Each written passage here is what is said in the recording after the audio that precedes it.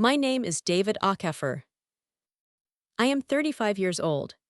I am a civil structural engineer at a firm in Detroit, Michigan, where I have worked for 8 years designing the systems that hold things up: bridges, buildings, the infrastructure of weight and load, and the management of forces that are constantly testing the integrity of what we build. I think, professionally and constantly, about the difference between what holds and what fails, about the specific conditions under which a structure that looks solid reveals a flaw. My father, Emmanuel Okafor, died 14 months ago at the age of 68. He was a mechanical engineer who had worked for 35 years at an automotive company in Detroit, who had come to this country from Nigeria in 1978 with a degree and a determination, and who had built, over 35 years, a life that was steady and full and exactly what he had come here to build. He was a man who kept his word. He was a man who said what he meant, and meant what he said. He had a watch, a Seiko automatic, bought in 1982 with his first real engineer's paycheck. He wore it every day for 40 years. I cannot remember a single day of my childhood when my father was not wearing that watch. It was as much a part of him as his hands, as his voice. It has scratches from 40 years of his life on it. It smells, even now, like him. In the final weeks of his illness, he told me the watch was mine. He said it in front of John Harris, a family friend who has known us for 20 years, and in front of my Aunt Ruth, his sister. He said, "David, when I am gone, this watch is yours." He took it off his wrist. He put it in my hand. I held it for about 30 seconds, and then I put it back on his wrist because he was still here, and the watch still belonged on the wrist of a living man. He died 6 weeks later. The watch was on his wrist when he died. 3 weeks after the funeral, I asked my brother Peter about the watch. He told me he had given it to his son, my nephew, who is 14. He said it was better for it to stay in the family and to go to the next generation. He said our father had never finalized it officially. He said I was probably misremembering what had been said. He gave away the only thing my father left me, then told me I was misremembering. Emmanuel Okafor was born in 1956 in Enugu, Nigeria, the second son of a schoolteacher and a seamstress who understood, with the specific clarity of people in that time and place who understood this, that education was the thing. That everything else that was possible came from the thing. His father pushed him, and his older brother Peter is named for our grandfather, Emmanuel's brother, through school and through the university. Emmanuel graduated from the University of Nigeria with a degree in mechanical engineering, and spent 3 years applying for positions abroad before landing the one that brought him to Detroit in 1978. He worked at Ford for 35 years. Not in a glamorous position, he was an engineer in the powertrain division, the specific and necessary work of ensuring that engines functioned correctly and reliably. He was not famous within the company. He was respected. The distinction matters to me because my father was not a person who needed fame. He needed to do the work correctly and to be trusted with the work, and both of those things were true for 35 years. He married my mother, Patricia, in 1983. They had 3 children, my older brother Peter, who is 41, me, who am 35, and my sister Adiz, who is 30. My mother is 62 and lives in the house in East Point where we grew up, the house my father bought in 1985, and that is, in the specific way of certain houses, the place that will always be home regardless of where any of us actually live. My father was a quiet man, not cold, quiet. He expressed himself through action more than words, through the consistent presence of someone who showed up for the things that required showing up. He was at every school event. He drove us to practice and picked us up. He taught us things, patiently, the way a person teaches who understands that patience is the only way knowledge transfers. He taught me about structures, about the way buildings bear load, about the relationship between materials and forces, which is the reason I became an engineer. He did not tell me to become an engineer. He talked about engineering the way a person talks about something they love, and the love was contagious. He had high standards. Not cruel, not rigid, but genuinely high. He expected honesty. He expected follow-through. He expected that when a man said a thing, that thing was said and would be honored. He lived by this. In 35 years of watching my father, I never once saw him say something he did not intend to honor. He was the most reliable narrator of his own intentions I have ever known.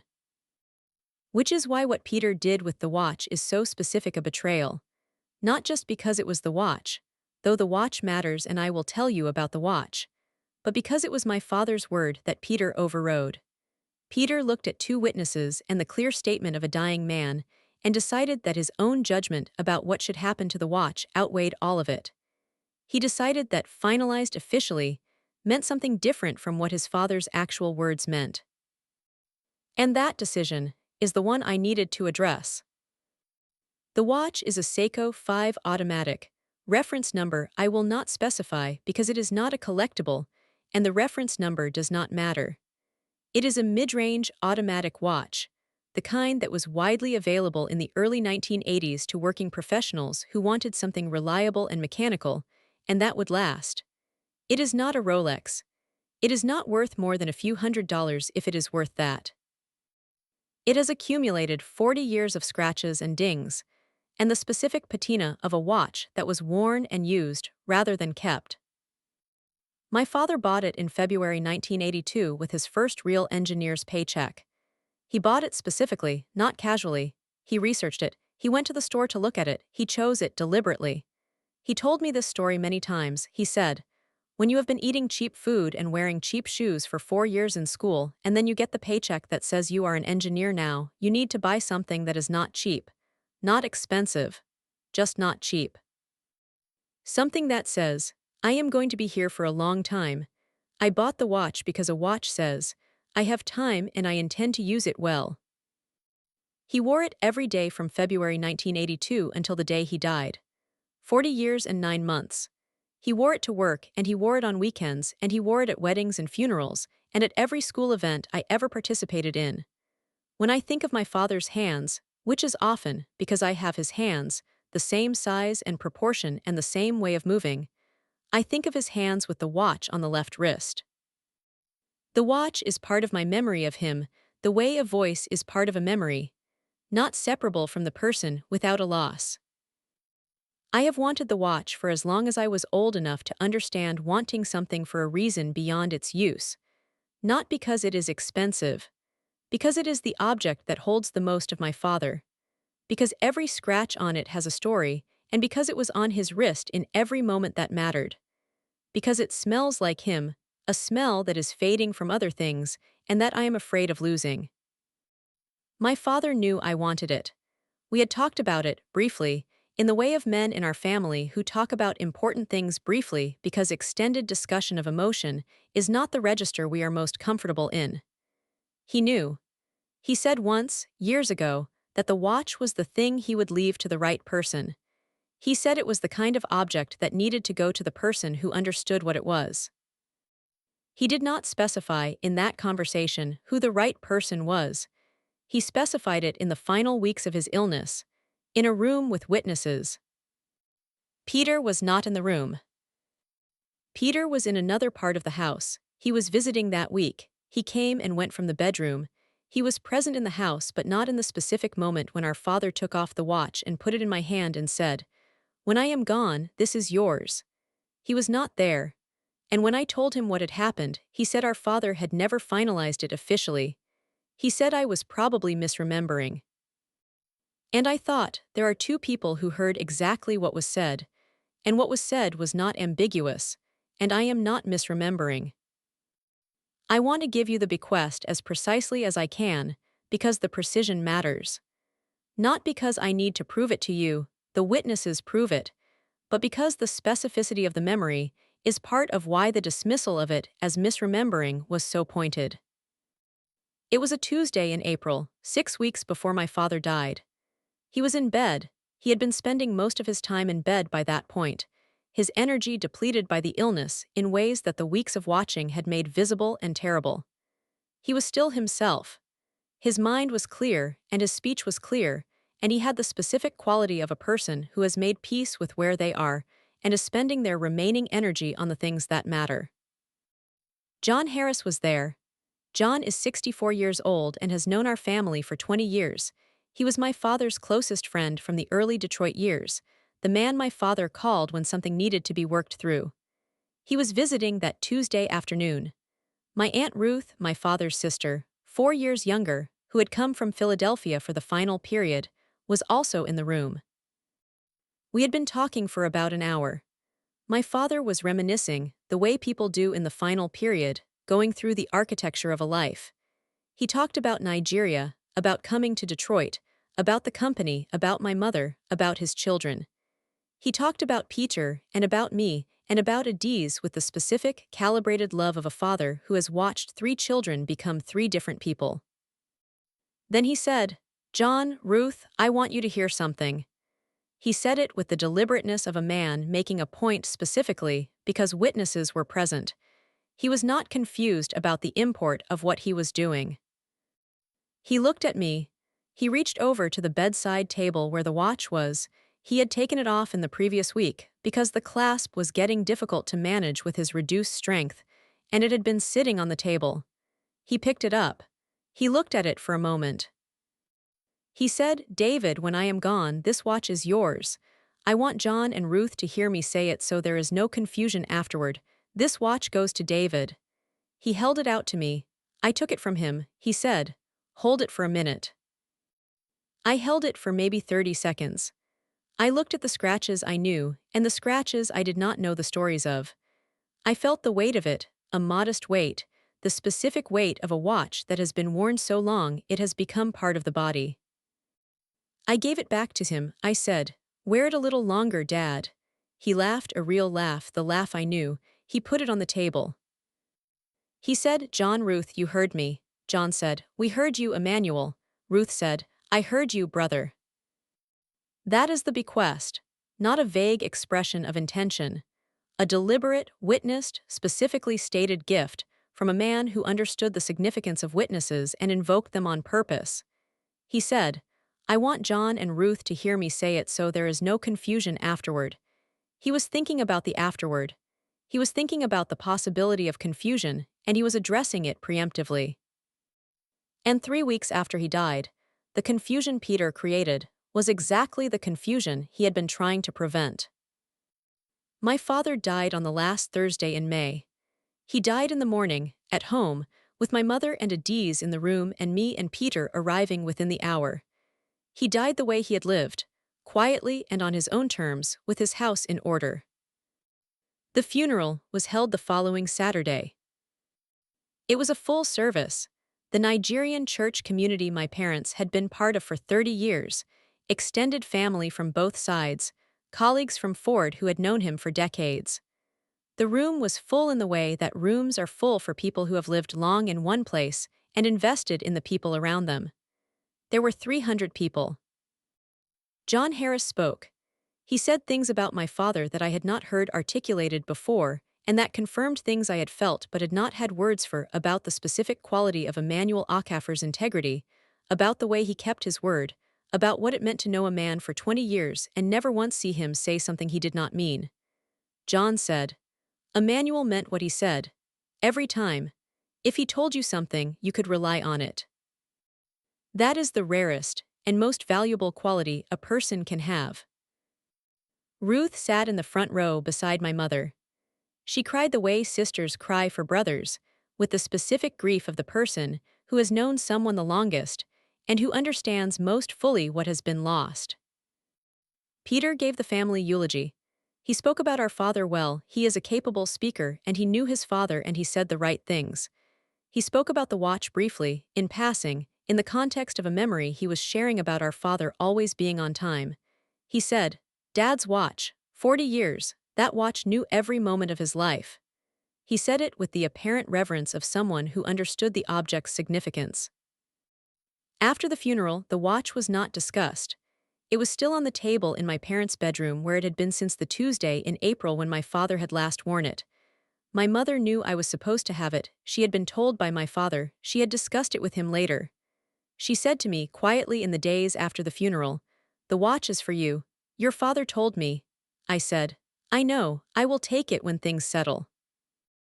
Things settled. 3 weeks passed. I was managing the specific demands of the post-death period, the paperwork, the family logistics, the specific exhaustion of grief combined with the practical requirements of handling an estate. I was not thinking about the watch every day.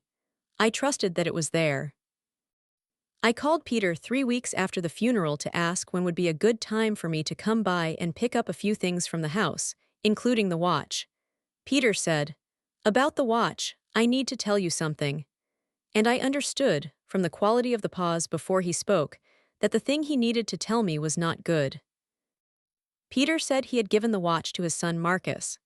He said it the way he said things that he had already decided were reasonable, with the ease of someone who has resolved the matter internally and is simply communicating the resolution to the relevant parties. He said Marcus was 14, that he was at the age where a watch made sense, that it was better for the watch to go to the next generation while it still had the family connection to a manual fresh in Marcus's memory. He said, "I thought it was the right thing for the watch, for the family, for Marcus to have something that connected him to Granddad." I said, "Peter, Dad told me the watch was mine, in front of John and Ruth. He took it off his wrist and put it in my hand." Peter said, "I know you think he said that, but he never finalized it, he never put it in writing. There was no official." I said, "He took it off his wrist and put it in my hand. He said, 'This watch is yours.'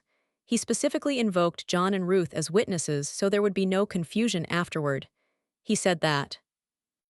Peter said, "I was not in the room. I cannot confirm what you remember. And honestly, David, I think you might be misremembering.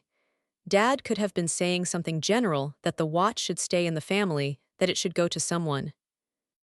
I said, "He put it in my hand, Peter. He said my name. He said, 'David, this watch is yours.'" Peter said, "I just think you might be remembering it differently than it was. People do that after loss. The mind fills in what it wants. The mind fills in what it wants." He said this to me, the brother who was not in the room, explaining to the brother who was in the room what the brother who was in the room actually remembered. I said, "There were two people in the room who heard exactly what was said, John Harris and Aunt Ruth." Peter was quiet for a moment. Then he said, "I am sure they have their own memory of it. Memory is tricky." He said, "Memory is tricky." He gave away the only thing my father had specifically and witnessed left to me. He told me I was misremembering what had happened in a room he was not in. And when I told him there were two witnesses, he said memory is tricky. And I understood in that moment that I had two options: let it go and lose both the watch and the knowledge that my father's word had been overridden, or bring the witnesses to a place where Peter could not dismiss them individually. I want to tell you about Peter, because telling you about him is part of understanding what happened. Peter is 41 years old. He is an operations manager at a logistics company in Cincinnati. He has a wife, Adana, and two children, Marcus, who is 14 and who now has the watch, and a daughter named Kioma, who is 10. He is a capable person, and he loves his family in the specific, intense way of people who make their family the center of their world. He is also, in the family context, the eldest Okafor. He has always occupied the position of oldest with the specific, unconscious authority that the eldest sometimes develops. The assumption that his judgment, his reading of situations, his assessment of what should happen, carries a weight that other people's judgments do not carry. He is not a tyrant. He is not deliberately domineering. He is simply a man who has spent 41 years being the oldest, and has absorbed the belief that the oldest's position is the authoritative one. I have watched Peter operate in the family for 35 years. I have watched him manage situations by asserting his interpretation of them with confidence. Usually this is benign. Peter's confidence in his interpretations is often helpful, a social lubricant that keeps the family moving without extensive deliberation. Occasionally it produces something that needs to be named. What Peter did with the watch was not, I believe, a calculated theft. I do not think he sat down and thought, "Dad told David he could have the watch, but I am going to give it to Marcus instead." What I think happened is more nuanced and ultimately more troubling. Peter decided, in his authority of the eldest way, that the watch should go to the next generation. He made this decision with the confidence of someone who believes his judgment about what should happen supersedes other considerations. And in making the decision, he either failed to take seriously what had been said in the room he was not in, or he actively chose to override it, because his own judgment felt more authoritative to him than a bequest he had not witnessed. When I confronted him with the bequest, he retreated to the framework that protects his judgment. The memory is tricky framework. If my memory is unreliable, his judgment prevails. If there were no witnesses, his judgment prevails. He invoked the framework because the framework was the only defense available to him. He did not say, "Dad didn't mean it." He said, "Dad might not have said it the way you remember," which preserves the possibility that his own judgment was not overriding a direct instruction from a dying man. Two witnesses closed the framework. Two people who were in the room, who heard the same thing, who were specifically invoked by my father as witnesses, so there would be no confusion. Two witnesses made the memory is tricky defense unavailable. And I needed them in the same room as Peter at the same time, so he could not address them separately and individually and incrementally dismiss each account with the memory is tricky framing. John Harris is 64 years old. He is a retired automotive engineer. He and my father were colleagues for 15 years and became friends in the specific way that people become friends when they share a profession and a community and a sense of humor. He is a man of significant steadiness, not undemonstrative, but steady, the kind of person who says what he observed and does not exaggerate or embellish. He has no stake in the outcome of the watch dispute. He loved my father and he loves our family, and what he will say is what he heard, nothing more or less. Aunt Ruth Okafor is 64 years old, my father's younger sister. She lives in Philadelphia, where she has been a teacher for 35 years. She is a formidable woman, specific and direct, and with the specific authority of someone who has spent 35 years managing classrooms and who brings that authority to everything she does. She is not someone who exaggerates. She is not someone who misremembers.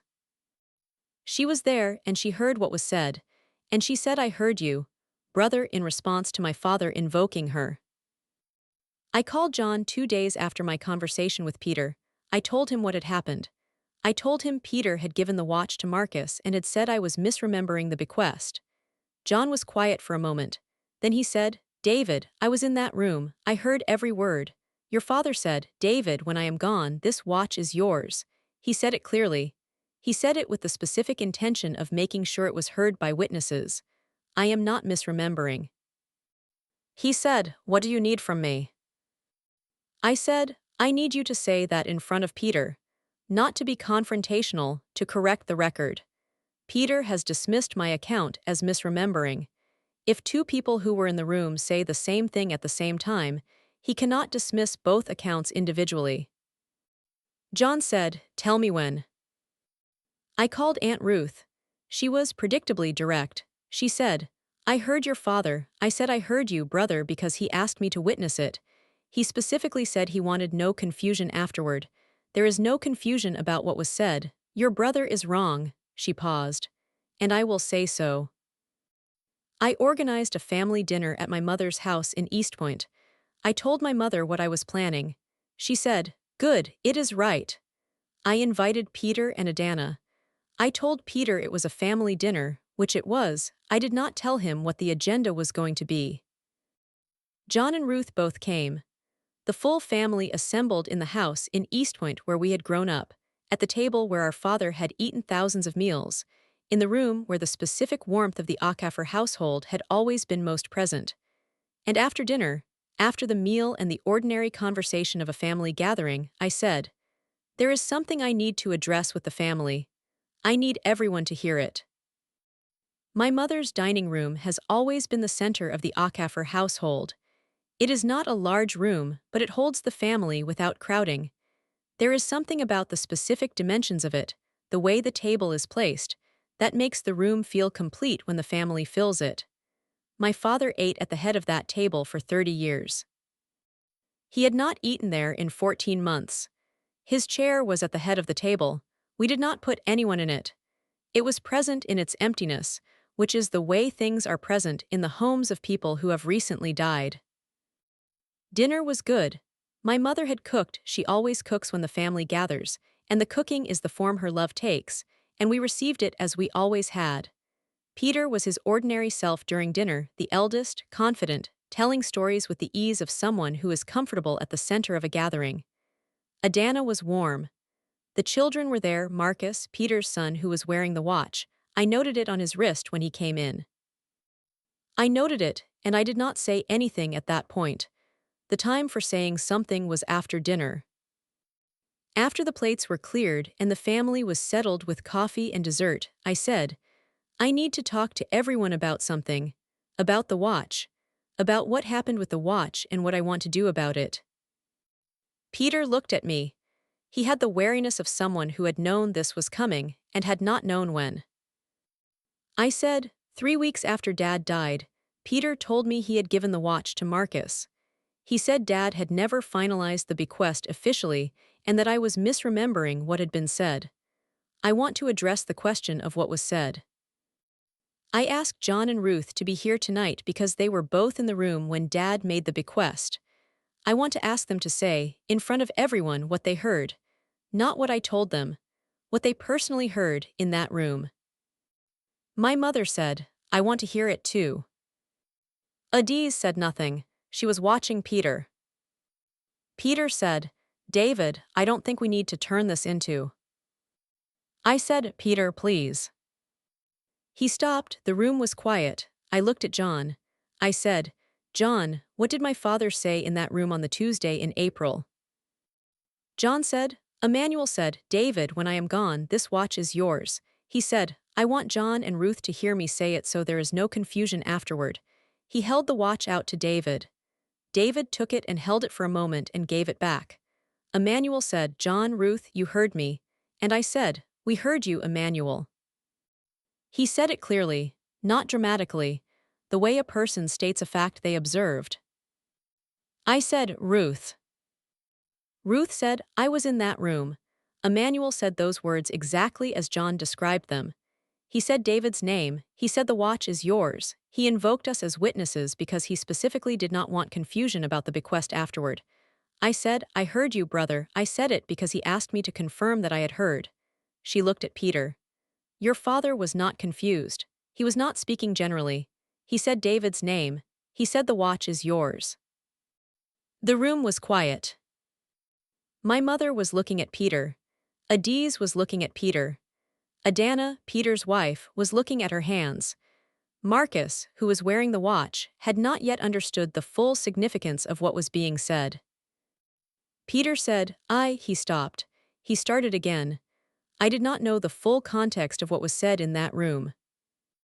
I said, you told me I was misremembering. He said, I said, you told me my memory had filled in what it wanted. You said memory is tricky. And now 2 people who were in that room have said exactly what I said they would say, because they heard exactly what I heard. Peter was quiet. The kind of quiet that belongs to someone who has run out of the defense that the memory is tricky framework provided. The framework required that no one else could corroborate my account. 2 people corroborating it in the same room at the same time was a fact that the framework could not accommodate. Peter said, I owe you an apology. He said it to me directly. He did not say it to the room, he looked at me when he said it, which was the right thing to do. He said, I made a decision about the watch without fully understanding what Dad had said.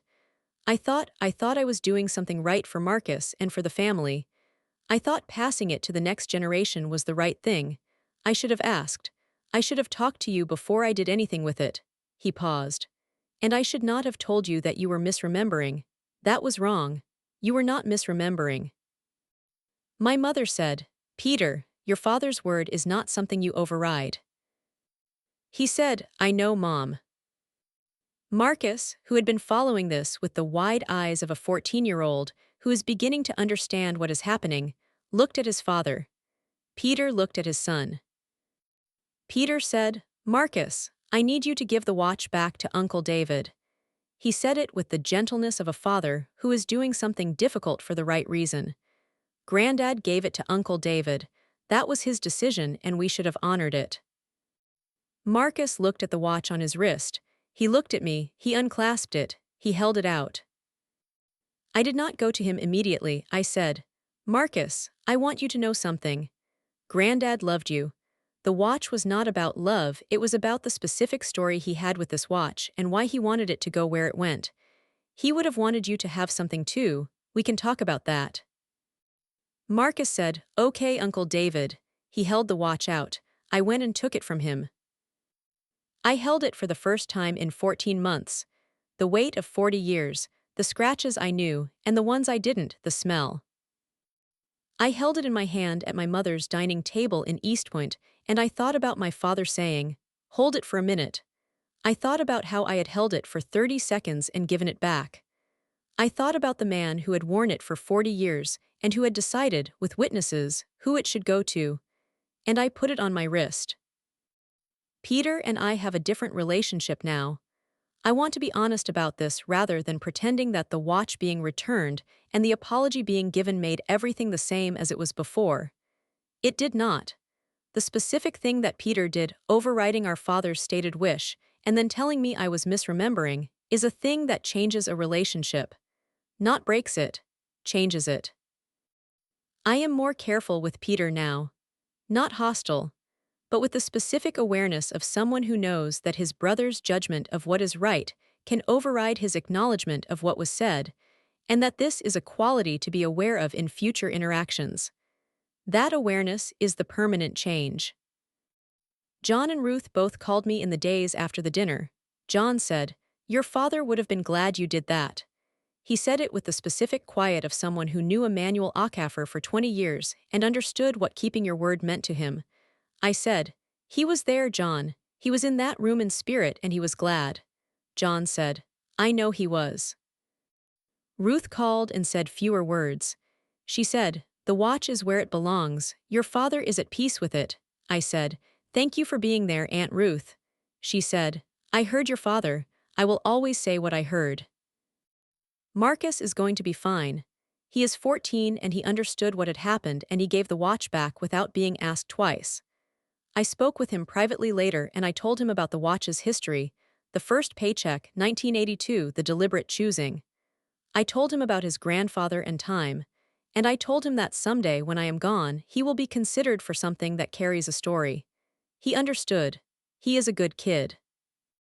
Peter and Adana had a conversation with the children about what happened, which I understand from Adiz was a genuine conversation rather than a minimizing one. Peter told his children that he had made a mistake and that correcting mistakes, even when they are difficult to correct, is the right thing. I am glad he had that conversation. It is the right lesson and he gave it. I am 35 years old. I am a civil structural engineer. I think about the difference between what holds and what fails, about the specific conditions under which a structure reveals its flaws, about what integrity means in the materials and the designs I work with. I wear the watch every day. This is the most important thing I can tell you about what came after. I wear it every day.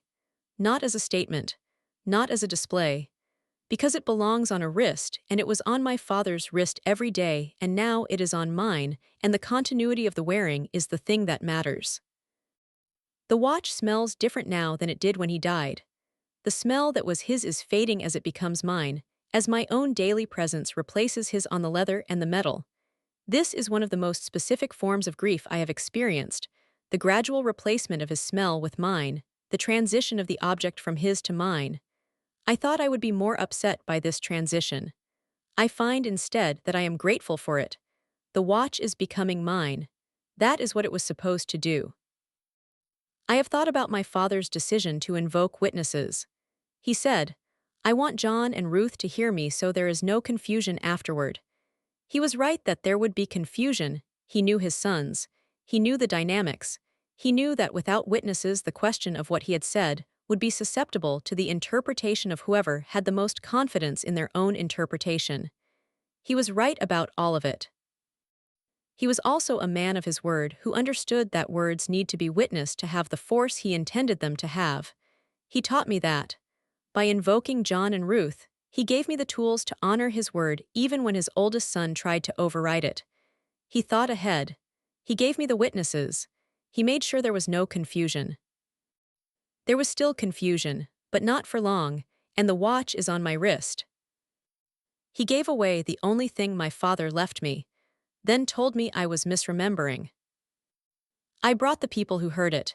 They said it clearly, in the same room. The watch came home. That is what I keep, the watch and what it cost to bring it home. If you stayed until the end, thank you. This story is for everyone who has had a dying parent's wish overridden by a sibling. For everyone who has been told they were misremembering something they know they heard clearly. For everyone who has had the one specific thing, the watch, the ring, the letter, the object that holds the most, taken from them by someone who decided their judgment mattered more than what was actually said. The lesson I want you to take from this is not primarily about having witnesses, though witnesses matter enormously. The lesson is about what happens when you bring witnesses to the same room at the same time and ask them to say what they heard. The separately dismissible accounts become, together, something that cannot be dismissed. One person's memory is tricky. Two people saying the same thing is a fact. If you are in a situation where something was said in front of witnesses and is now being contested, bring the witnesses together, ask them to speak. Let the fact land where it needs to land. And if you are the one who said something in front of witnesses, know that what you said was heard, all of it, by people who will say exactly what they heard. Drop your city in the comments. Tell me if a bequest was contested in your family.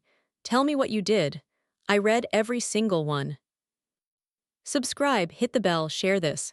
More stories coming. I'll see you next time.